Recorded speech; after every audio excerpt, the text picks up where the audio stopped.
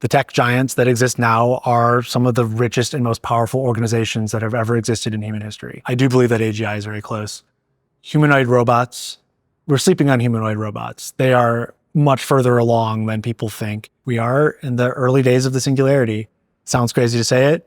We are very close to that. There'll be all sorts of possible configurations of power and economics and technology that we literally cannot conceive of yet. I genuinely believe this. That acceleration process is happening whether we like it or not. And this is very Landian of me, but I think I believe in class conflict, but I think capital is on the verge of permanent victory, basically.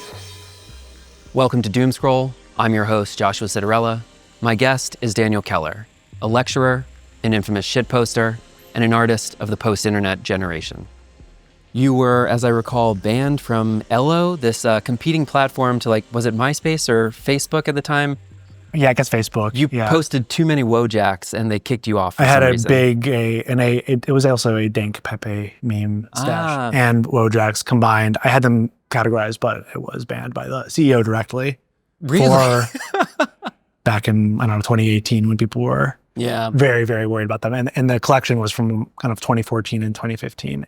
You were telling us before, there's, for people who are not familiar with this, there's a policy proposal which came out from the Biden administration, initially I believe in April. It has now been inherited from the Kamala administration, but this is going to put a tax similar to capital gains on the unrealized gains in the form of equity for people who work in startups.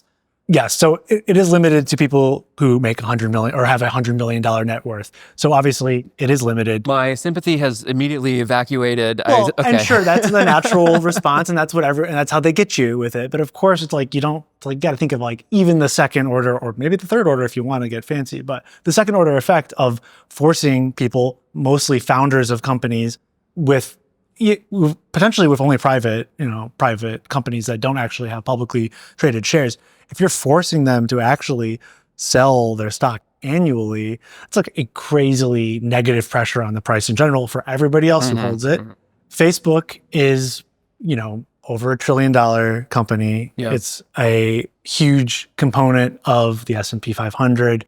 It is a huge component of countless pension plans and other people's retirement plans. It is a source of wealth for all those employees as well. It's not Sure. It is only going to Zuckerberg. But if you're forcing him to sell every year, everyone else's value gets erased. And you need to have demand to buy those shares in equal amount, or otherwise you're going to push the price down a lot every time you unload these things. So you just kind of create this very bizarre, perverse incentive where founders of companies basically will slowly get their companies confiscated from them. And that's very different than taking part of their money when they sell chunks of their company. That I think is completely reasonable. And what I will say, there is a real issue, and what is actually unfair is the ability to take out huge loans using equity as collateral, but that not being a taxable event. So that I think actually probably should get cracked down on to some degree. I'm not even sure how you would do that exactly, but potentially just once you put up a certain amount of money, it's taxed at a daily rate, divided by 365, something like that. There's other things that are like that. I can imagine doing something like that that's a much more scalpel-based approach. But if you do something like this, which has broad populist appeal, and people, even like you, will be $100 million, well, fuck them. Fair enough, sure. But yeah, there's ways of addressing that specific issue, I think, that people is reasonable to address. Well, I guess the underlying question here is whether you have faith in any startup model to outcompete the big monopolistic platforms that exist today, right? So in the era that you and I grew up, there was Friendster, MySpace, and then Facebook, and people used to say that something would come after that. Sure. Nothing has come after, right? Well, this TikTok. Is the final form. This is the last Pokemon evolution. And so in some cases, I'm speaking from people on the left, yes, of course. This is I think is as sympathetic as they get to the startup people, which they do not like, right. But they don't want to crush small business with the downstream effect of upholding the monopoly. Is that what you kind of expect to happen with this? Do you have faith in any startup to outcompete Facebook and Google and so on? Right. Well, I definitely have faith in theory that there could be startups that are competitive. I currently work at a startup that is attempting to compete with the incumbents with like grand visions of like competing with Apple and Google to actually be like the center of your digital life, but a very alternative form, which I think actually would be appealing to leftists in the sense that it would be highly personally sovereign, controllable, tunable to whatever your sort of community, finds desirable, as opposed to being kind of top-down prescribed by monopolies. I think it's a really, really hard thing to do because the tech giants that exist now are some of the richest and most powerful organizations that have ever existed in human history. Right. And I think the elephant in the room is these are also the organizations that have the ability to develop AGI much more so than startups. Although you see crazy funding for, startups that have no product yet, people coming from OpenAI or whatever to startups with like $1 billion valuations right away, just because you need that to buy GPUs to train an AI model. So that is, I think the fact that they are on the verge of achieving some form of AGI, and it's those same companies, that makes it hard for me to imagine. But at the same time, I also think that AGI will be much more of a deflationary technology in general that will make things cheaper. And eventually intelligence itself will become kind of commodified. And I think even if these giants are the first ones to achieve it, the cost will go down to so much that it will actually be kind of like widespread access to When you this say stuff. commodified, does that mean you pay for compute or you pay per prompt, or how is this sold? I mean, I think there's so many different ways this could be monetized in the future. I don't know. Currently, it is Subscription, a la carte, all currently different, there's some mix of a la carte and then Yeah. API that is paid per use if you're doing it in kind of bulk things to be the back end for an application. Yeah, But yeah. back to your original question though. Yeah, I think obviously you want to create an environment where there could be challengers to incumbents. Like if you're against monopolies, that seems to be, even if it's harder to do than using the government to break it up, it seems much more desirable if you have any faith in markets at all or competition. And I do have some. To give people a little bit of context for our like intellectual background, if the type of stuff that people talk about in the art world is like the widest open Overton window, other than like shitposter politics, the widest open Overton window is kind of the weird philosophical discussions that happen in the art world. And this idea that the emerging like transnational corporations, platforms in this case, that have valuations that are equal to the GDP of many small countries, that these things were eventually going to become a new form of governance, that they were going to resemble states more and more through identity, cartography, currencies, all of the things that traditionally the role of the state would be to carry out, delineating where it did and did not exist. And what we've kind of seen, rather than that vision, is that the platforms were just kind of slowly incorporated into the existing states. And we got things that more so resembled like the WeChat's relationship with China. And in, typical Western decadence, we have like many versions of everything, but maybe eventually we just merge the United States government with Meta or with Google or so on. Right. Do you think that, is any of this antitrust legislation actually going to happen? Like, these things are just such enormous sources of power, can we actually, is Lena Khan going to be successful? Well, yeah, they just opened antitrust into an antitrust investigation into NVIDIA. We'll see how that turns out. To me, that just seems crazy. If you have on one hand, you have an explicit government policy to compete with China on chips. You understand that Taiwan is very key to doing that. Why would you then launch this investigation to literally the biggest creator of wealth in the economy right now? To me, it seems like clearly the right the hand government and the is left not hand aren't talking to each other. Exactly. And I can see how you could have conflicting priorities there, but to me, it seems really shooting yourself in the foot, especially as, like you mentioned, these things are very much kind of organs or, instruments of the state, especially internationally. And that is not a new thing, but it's become more and more so. And I think you don't see that going away with the startups. I mean, if you consider OpenAI a startup, I also think OpenAI has been de facto nationalized already. And you could probably say the same thing for a lot of these other companies. I mean, the proportion of their funding, there's an enormous amount that actually just comes from the government. Right. There's private funding, but then there's also state funding. there's private funding, there's state funding, and then there's also, shadowy other ways of investing or having influence or control. And there's also, literally secret warrants that can give them power to censor certain things or withhold certain technologies. OpenAI talks, they've mentioned it they've been bragging, I would say, that they showed off their newest innovation, Strawberry, to the NSA first. They put an NSA person on the board. So that influence can be very direct there. That isn't just funding.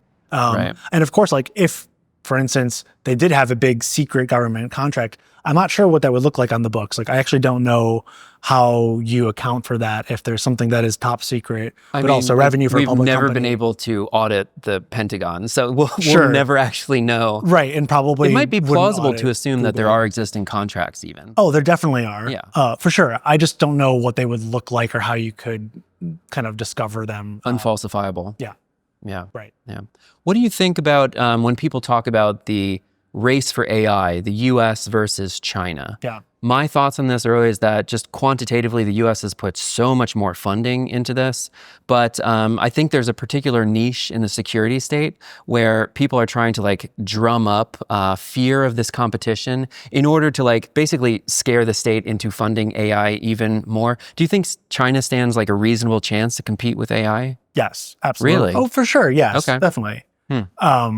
And I do think it's really important, and I do think it's probably important from a national security. Because of investment or because of the amount of data that they have at their disposal?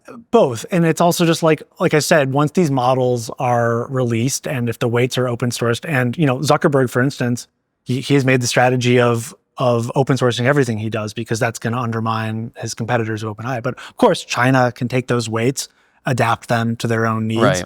So just we are not locking down technology enough. And yes, I don't know, I'm not an expert on this, but supposedly China can't manufacture chips at a certain nanometer level yet. Okay. And that might limit them somehow.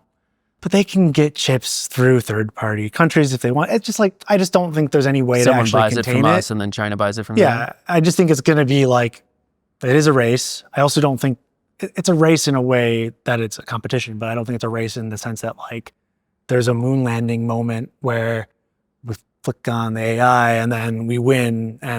But I think it'll be a very, very important component of warfare. You already see hints of that in Ukraine with autonomous drones and right. Yeah, writing's on the wall there. I mean, I have to agree. Yeah. One of the things that both of us are interested in is the kind of emergent politics of the 21st century, right? Geopolitical competition is a big part of that. Right. You spent many years, as have I, looking into deep libertarian philosophies, the origins of neoliberalism, the kind of global vision for what this society would be like. When we talk about China and we talk about special economic zones and different kind of competitive environments, do you have faith in this economic model that this kind of almost feudal partition of economic zones that is deployed in China has a particular competitive advantage over the United States? I'm glad you asked me this. Which is counterintuitive to a lot of people because they think of China as being very totalitarian and top down. Right. But actually, there's a lot of people of the libertarian persuasion that are really bullish on China because it has these SEZs that offer, all of your kind of Cambrian explosion of different possibilities and so on. I mean, so yes, on paper, sure, but we saw what happened with the Hong Kong crackdown. I don't think anyone still thinks of Hong Kong as some sort of libertarian dreamland or a place where it's necessarily safe to experiment. I also think, there's, hundreds of special economic zones around the world. And, China, of course, has the most famous one. But I also think it's, there's hundreds of special economic zones around the world. Some of them pretty subtle and some of them very much models of these libertarian startup cities. There's a few of them anyways. Yeah. There's Prospera in Honduras, which is under fire right now because the government has changed. They signed a 50-year contract with the previous government. Socialist government came in, wants to annul that government. Now they're in an international These multi-billion-dollar international courts lawsuit, yeah. are just like fucking pirate and Capistan, like kangaroo bullshit. I mean, it's crazy. Yes. I agree. But yeah, so anyways, like now I believe that Prospera is suing the government for $11 billion or something like that. They've said repeatedly that if they would just let them keep doing what they were doing, they would drop the lawsuit. So I don't think they're actually trying to like bankrupt this poor country, but that's what it looks like right now. Or you very easily could make that. Oh, come on. They're not trying to bankrupt the country? No, I don't think so. They're suing them for like the national, like the GDP, the annual GDP. Yes, and which would be deterrence for them to break the contract that they made, which, the contract said it would be, debated in this court under those rules. And they said repeatedly, if they will uphold those rules, they will drop the lawsuit. So I think that's very reasonable. I don't know. What happens when this is no longer a question of contracts and consent and legitimacy, and it's just a question of who has the tanks? Sure. When the state just sends in the National Guard and takes this territory back. I mean, I think that's always a very real threat, and why all these things are basically, they're basically experiments that are allowed to exist by the grace of the United States allowing them to exist. Sure. Or I guess local governments, but let's just say America. So yeah, it makes it all a LARP. But I just think that like, if you're against monopolies, if you're worried about global empires and monocultures and all these things, it just seems very obvious to me that you should be in favor of there being some place that is geographic where you can experiment with alternative systems. And of course, that's like especially appealing to libertarians, but I don't see why that wouldn't be appealing to socialists as well. Obviously, I could point to some experiments that are kind of like that are socialist, like Jonestown. So maybe that's why you don't want to like overly associate with that. But clearly there is a rich history of leftist experimental communes as well. That's a type of network state. And I think there's just like, we live in this sort of like Godwin's law universe where just like anything outside of the Overton window that could lead to fascism in theory is fascist by definition, and then is out because it could lead that way. I just think that's like, and I see so many criticisms of network state being fascist for that reason. And I just think that's like, that is potentially one flavor of network state. And you kind of have to tolerate that, especially if it is a, in theory, consensual thing that people are going to go like volunteer to go live in a fascist, fascist network state. So back to your original question about like, yeah, like Holy Roman Emperor city-state world. I think there are a lot of things that are appealing to that. I think trying to actually impose that on a geographic area is autistic in the pejorative sense. The internet is a ideal medium for doing things like this, where you can, freely associate with people and disassociate with those people when you want to, and you don't have to like pack up. But I do think like, yeah, I don't know, like Prospera, you can go to Prospera and you can get experimental health treatments that you can't get anywhere else, which is very much the libertarian cyberpunk dream. Right. You can do it. Well, you can't do it, I guess, today maybe, but you have been able to do, you were able to do it recently in Prospera. To me, that seems like not harmful and overall a net positive to have just more variability in general, like an actual Precambrian explosion in governance. Like that would be cool. Well, I mean, my reluctance for the kind of like lefty commune exit politics has always been that I've always been skeptical of those things because I think just wealth and resources are accumulated where they are. And so I can't really imagine a prosperous and flourishing society that doesn't involve some aspect of class war where we are taking back a lot of the wealth that is privately owned right now. So if you have very little to begin with and you exit to your own, you own this territory or this land or whatever, you're going to be putting together like bricks with mud or whatever. You don't have the resources to build. You can't grow penicillin in your bathtub. Unless you have an innovation that is literally being limited because of regulatory oversight. And then, then that's the actual blocker. It's not resources. And like, there's plenty of countries, Taiwan included, that don't have a lot of natural resources, are still incredibly important manufacturing centers. I don't see how that's very different. The same thing with even Hong Kong or Singapore. Obviously, like services, financial services, technology, whatever. That is, I don't know. I just don't quite buy that. But also, I would like challenge your, either like class warfare you just said like all these city states exist because like tanks haven't just tried to, blow them, which is blow them up. Right. It's like, so that is generally, you agree might is right. And okay, well, that's the logical conclusion there. So like, okay, well, good luck then. I don't know. Just like might is right. Then how are you supposed to do this class warfare? It's necessary now to think of a left politics that isn't based in morality. And so I would say that the might of the working class is that they have the unique commodity, which is distinct from all others, which is labor power, which is the source of value in society. And so when that is withheld, that's the might. But whatever constitutes the left today doesn't care about those things, maybe theoretically disagrees with them. I got bad news for you about the exclusivity of that ability. You have another theory of value? Well, it's not just that. I just think that we are genuinely very close to economic output and also economic demand to some degree being fully decoupled from humans. I do believe that AGI is very close. Humanoid robots, we're sleeping on humanoid robots. They are much further along than people think. They will be much more ubiquitous. Are they going to be workers? They are going to be workers in all sorts of ways. Yes, for sure. Absolutely. Like literally the robots will be taking our jobs. I think there will be literally robots taking our jobs. Yeah, for sure. Maybe not taking our jobs, but expanding the economy without there being any kind of constraint. Mm-hmm. I think what is also interesting is all the sort of like pronatalism fear at the same time as we're actually finally kind of having population growth be decoupled from economic growth, I think. So I just think like, honestly, and this is very Landian of me, but I think like, I believe in class conflict, but I think capital is on the verge of permanent victory, basically. Really? Yes, absolutely. Really? Even the idea of like workers, I mean, obviously if we're going to have workers for a long time, I just think that being an identifying feature of of a person, I think that's going to become anachronistic. Like, really? I think, I'm not even trying to be like, we're going to be like a UBI, or what do you mean?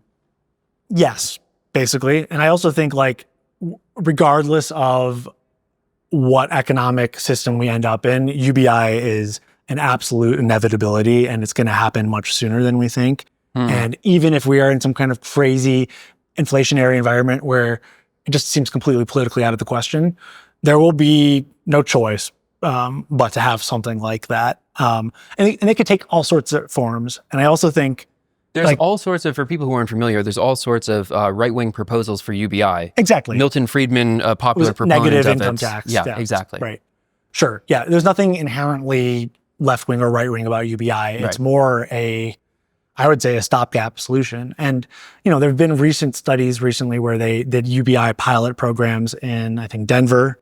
And they found that they were very ineffective in terms of getting people off the streets, because that was the goal. Right. But that's just like missing the point of what this is for. They're just giving UBI to people who live on the street so they can buy all the drugs they want? Like, well, what are they experimenting with? I guess. Yeah. And ultimately there was no difference between giving them $50 and $1,500 in terms of who got homes afterwards. Oh, wow. So, but it's like, okay, UBI is not meant to address mental illness. You're supposed to give it to people who work part-time and or people who work full-time and still don't meet like the threshold for their rent and reproducing themselves and so on. So, I mean, I think we get held up on all three letters of UBI. Like, I think UBI is already here. It's not evenly distributed.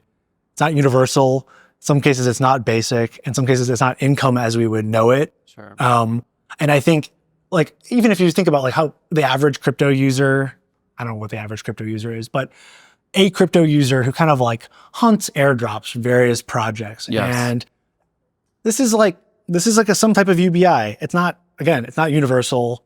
It's not really income as we know it, but it is sort of like tokens that are out there to stimulate movement in the economy. You also there were these viral videos from I don't know if it was a year or two ago of the product mommies, the women that worked at tech companies in the pool on the laptops, and they were doing product managers or whatever.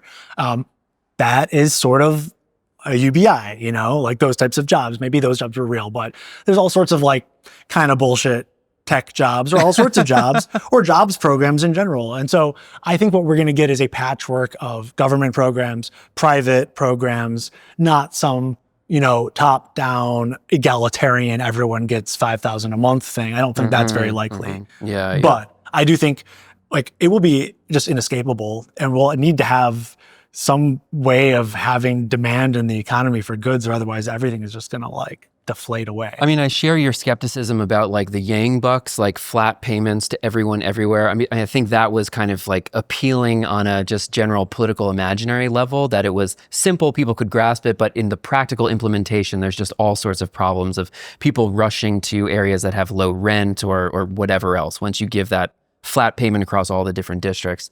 But in talking about these topics, are you concerned with preserving voice anymore? Do you think that voice is a meaningful, powerful force in the 21st century? Absolutely. I mean, for sure. And I think like, I would consider myself kind of a freedom of speech absolutist, and I do think it's very important. And as much as I like genuinely hate my experience of using x.com every day, and like, yeah, I mean, I see more like far out anti-Semitism on a daily basis there than I did in like my entire first 2 decades, I feel like, on the internet, every day. But honestly, I don't know how you get rid of that problem while also preserving, you can tune algorithms and stuff. He could fix it somewhat. But I honestly, if that's the sacrifice it takes, is like hearing a bunch of offensive shit, I'm okay with that for sure. Absolutely. And I do think that voice, I'm talking about speech, not voice, I guess, right there. So maybe like we can separate the two. Sure. Voice is like that speech can be converted into political change. I don't know necessarily if it can be converted into political change, but it can be converted into mimetic change, and it can be converted into, preference cascades, and it can still influence people's and still have some sort of abstract thing. So, yeah. Is there any way of meaningfully constraining capital? I've just been reading Globalists, The History of Neoliberalism by Quinn Slobodian, extraordinary book. And it seems like the project of neoliberalism, beginning from the 1930s, we're spanning like almost 100 years now, was to create basically a proto-patchwork of these different economic zones through which capital could freely move, but people could not. And that having this ecosystem would slowly drain the social democratic countries of all of their wealth, their ability to support the welfare state and benefits, and all of the like UBS, universal basic services, that social democracy would otherwise provide. It seems like that project has been extraordinarily successful in the last few years. But is there any, in your understanding, is there any meaningful way of constraining the flight of capital? You're specifically talking about capital flight, not just... When you first asked the question, you said, can you constrain capital? And I thought you meant kind of capital as a force in general, but do you mean capital flight specifically? No, I mean literally just evading tax, moving to sovereignties that are, willing to negotiate with people who have extraordinary amounts of wealth. Yeah. What I'm interested in is how to preserve social democracy. Sure. Right? Like I want the existence of a dignified middle-class life, the stuff that was maybe existed a generation ago that has not been the millennial experience. Yeah, sure. How is that even possible to sustain if capital is able to move so freely?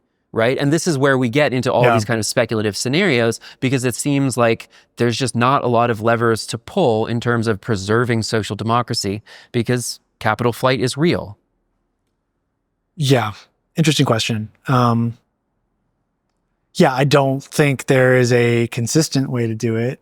Obviously, there have been all sorts of, I think, to varying degrees of effectiveness, clamping down on it. But it's also just like people that are clever enough and have enough motivation will figure out some way to do it, even if it's more increasingly criminal. Yeah, I think that kind of shows you the impossibility of maintaining social democracy as a status quo.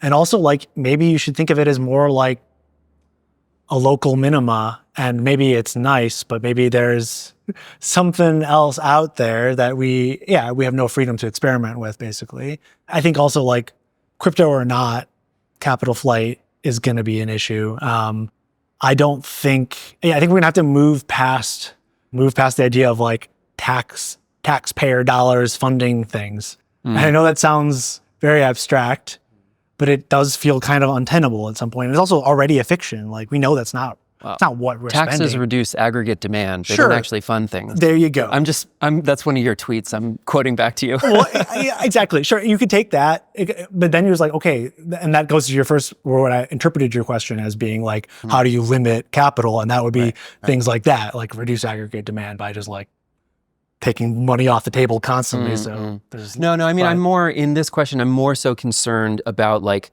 when I talk to my friends on the left who like take these things really seriously, right? But are not like naive about like, oh, neoliberalism, we turn the switch over here. Now we just go back to social democracy and we just like, click the other button and everything goes back to how it was in the post-war boom and it's all great. Like this is actually it's part of the process of historical development. The profit rates that sustained the post-war boom and thus the democratic infrastructure in Europe and to a impoverished degree in the United States, those profit margins do not exist anymore. And so I still thoroughly believe that we can get social democracy back, but the total amount of wealth that we're going to be redistributing to fund those services is vastly, vastly smaller than the social democratic period that we had in Europe.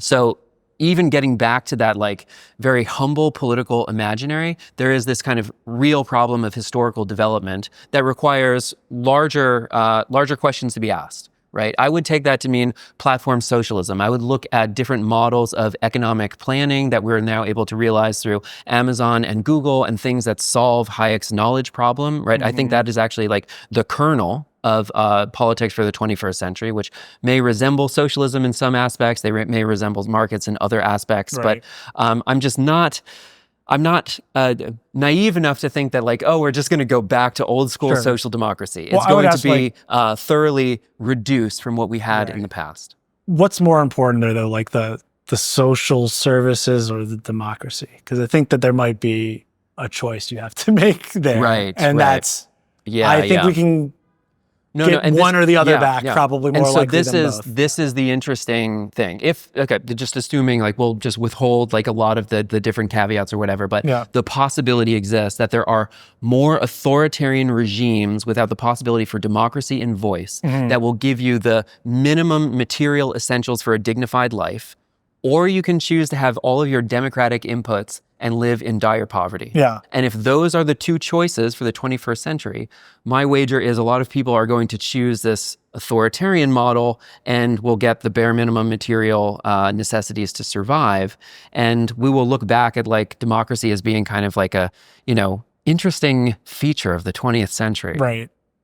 Seems plausible. And I think we're already kind of like, you can see that China and America is like, okay, democracy is not doing well in the U.S. even where we have it, supposedly. Yeah, and I made the choice to move back to America from Germany. And honestly, a lot of it was because I wanted more freedom. Like I wanted freedom to start a business. If I had started that business in Germany, I was going to get a crazy exit tax if I ever left. So talking about how, ways to not solve capital flight, like Germany's policy to try to solve capital flight literally incentivized me after 15 years to leave Germany and go back to America, to live in California where I'm paying as much or more taxes, but I was able to, create this thing without getting a crazy percentage of it confiscated. That's what it would have meant, this exit tax. Like it wasn't a tax on your revenue. It was very similar to the unrealized gains tax. So anyway.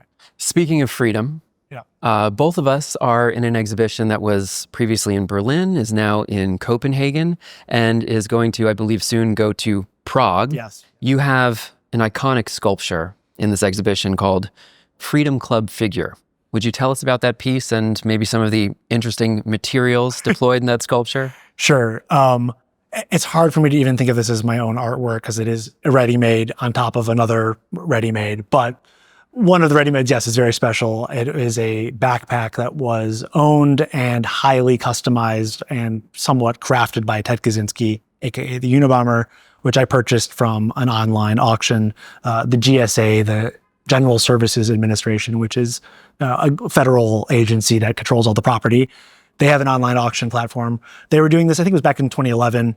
They had an auction of all the evidence from the trial. Imagine Ted Kaczynski His possessions being sold at an online auction. He must have loved that. They did it intentionally, and I heard some officials make some snide comments, and I'm sure they informed him. And Yeah. I feel a little bit bad about it, honestly. Whatever, but R.I.P. Whatever. Anyways, I don't think you need to feel bad about it. Okay, fine, whatever. But I always felt a little bit like, a weird connection with him after I owned this thing, because the backpack, it actually, like, you have to see it, but part of it is like this hand knit scarf that he was using at his backpack, and it smells like a musty cabin and like musk. Like, it kind of smells like Ted. So like, at one point I wanted to extract the odor of this and just bottle it up and try to, maybe I should still do it, but it's been many years, so it's probably faded. I was really fascinated with Ted Kaczynski. A lot of other artists were too. So from that same auction, I found out afterwards, Jan Vo bought his typewriter for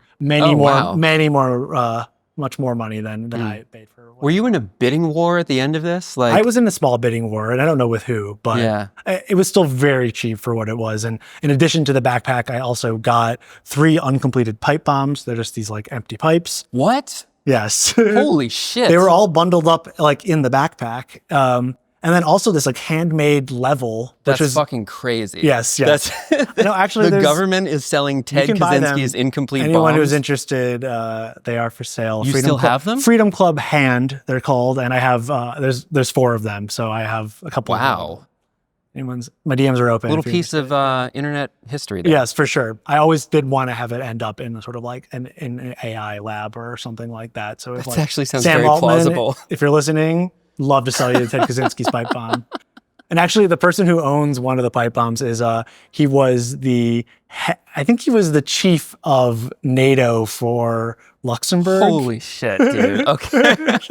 Who was just a collector, one of Kraupa's collectors, but nice guy. Damn. I met him. Interesting, but yeah. Incredible. So yeah, that was the artwork that's in the show, and it's my most prized possession. I mean, it's irreplaceable and incredibly special. That's, we've both seen a lot of internet culture in the last few years, but the grip that anarcho-primitivism has on the political imaginary, especially of young people, is profound. For sure. Yeah, for sure. Oddly enough, also very popular in the tech world in some circles. Sure. And I've seen people, I'm thinking of one individual in particular who is now, he's EAC, as he describes himself. So he was kind of pilled by the Mark Andreessen Techno-Optimist Manifesto. Yeah. You roll back the clock a few years, he was a Ted K poster in 2018 and 19. He's made a total 180. For sure. It's interesting, there's a lot of overlap there, but I guess it's just sort of like, in general, if you like ideas that are outside of the Overton window, it's kind of easier to, cycle through them, I think, outside of the center. And so it's like, it also, there is a trend, I don't know how big it is, but of tech executives not giving their kids access to their screens and, being aware of the harm, whatever, in theory. So there's probably, just like, I'm sure a lot of people also like, even just computer programmers, if you're really frustrated, you're working all day, you're on your Zyn and your Adderall, it's like an idyllic alternative, right? Think of Ted's cabin, and like hand making a level out of wood and like casting the grommets in the ground and nailing it together, and every single millimeter. Activities. I mean, this is like, I see it, and seeing in the artifacts I have of Ted's, I see that like, tangible, like sensual appeal to like what he represents. It's like, it's like kind of, it's something that's also like, it's not possible at all to achieve. It wasn't possible for him to achieve. That's of course why he got so angry about it. He got his silence disrupted by a sawmill or people on their snowmobiles. So now I imagine it's much even harder to do something like that. So. The real horseshoe is that if you spend a ton of time online with technology, you turn schizophrenic. Or if you reject technology entirely, you still turn schizophrenic. Yeah, exactly. For sure. I think the last thing I want to ask you is that a few years ago, you were very much a critic of a lot of the things that you're interested in now or sympathetic to now. And you've had some experiences which have changed your mind about these topics. That's true. And I feel like I personally learned a lot from you in the early years. And I'm curious about like what those formative experiences were for you where you change your mind if you're given different information and it changes your worldview. Is there a specific incident or encounter or experience that really kind of pushed you in one direction as opposed to another? I think more specifically, kind of what you're talking about is like many years ago, I made a documentary about the seasteaders. Yes. With our good friend, Jacob Hurwitz Goodman. Exactly. Yeah. And that was very much going there with a critical lens for sure. Similarly, you know, I was very fascinated with like Curtis Yarvin and Moldbug and NRX stuff. Again, more like in a fascination in this critical thing. But then I did meet a lot more people in these communities. It's hard to demonize them. That was the first thing. Of course, like when you just encounter anybody like that, they become more humanized. And then also just sort of many moments of negative polarization from the left, also from the right in various ways, but has just sort of like, I feel kind of like buffeted around in some sort of stream of negative polarization where I am now. Like probably I would consider myself the least partisan that I've ever felt in my life. Probably not going to vote. I don't know. I've always voted for Democrats every time, just kind of like that was my moral calculus. COVID was a big eye opener. I noted very much who was afraid first, and it was Balaji. That's where I heard about it first. I heard about it from Curtis Yarvin, actually. There you go. Sounding the alarm when everyone else was like, oh, this is alarmist, it's a racist to say there's a pandemic coming. Exactly. Yeah. So seeing that and seeing how certain ideas that, just are just like verboten, basically, if you're amongst a certain kind of like dignified liberal elite, seeing that and seeing how right that was one moment for sure. And then seeing also, of course, like with crypto and all the sort of reflexive backlash, I guess, against it. And I think there was plenty of people on the left that are interested in crypto. But the fact that they were just like, even from the administration itself, just constantly criminalized and demonized. It's like, if I actually want to have a career that involves crypto, it is directly in my self-interest to not have a Democrat not have Gensler in office anymore. And it's always like you make these jokes about like, oh, the poor working class whites that vote for Republicans against their best economic, self-interest because they're baited by social Culture issues. war, yeah. Well, I do feel a bit of the opposite. Like I would literally be voting to criminalize the industry that I'm in. And it's like, unfortunately, you got to pick the whole package. So at this point, I just feel like, I am open to a lot of alternatives that I wasn't before. I don't have any sense that I know what is best or like a policy prescription for much of anything. I feel more confident that other people don't as well. And I kind of am more laissez-faire, analyze the situation, try to react to it, but you're not going to like change things very much. And I also just feel like we are in the early days of the singularity. Sounds crazy to say it, but like the event horizon is like impossible to see beyond. We are very close to that. There'll be all sorts of possible configurations of power and economics and technology that we literally cannot conceive of yet. I genuinely believe this. And like, it's sort of like almost moot to try to control that process right now. Like that is like that acceleration process is happening whether we like it or not. And we can sort of navigate it as best we can. Daniel, I have to say, I'm just I've been an immense fan of your work for, 10, 15 years. You're one of my favorite artists. You're one of my favorite posters. And I just admire your way of thinking about these things in a complicated, rigorous way. And I'm grateful that we got to do this and do it on video finally after so many years of the audio podcast. And it's wonderful to see you. Likewise, big fan. No one does it like you. Congrats on the show. Thank you.